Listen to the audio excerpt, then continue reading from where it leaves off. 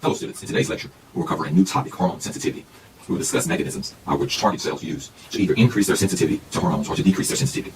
In some cases, a target cell would need to create a stronger response, and in others, it would need to create a weaker response. And we'll see in today's lecture how the target cell achieves this. And so let's start out with drawing our first target cell.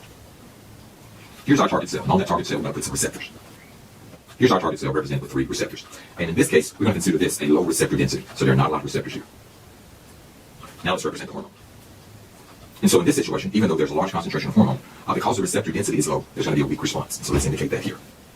In this case, if the body wanted a stronger response, increasing the hormone concentration would do no good because there's only a limited number of receptors. And so what the cell needs to do in this situation is increase the number of receptors. And so what we're going to do is copy this situation, and then we're going to increase the number of receptors. And so let's do that here.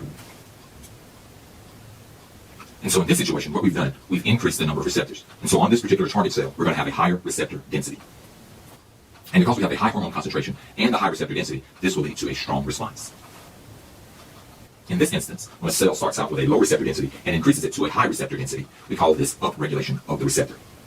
The converse of this may also occur. The cell can start out with a high receptor density, and in situations where it wants to lower sensitivity, it can lower or decrease the number of receptors. And this is called downregulation. This phenomenon is known as modulation of the target cell sensitivity. So modulation indicates that the target cell sensitivity can change.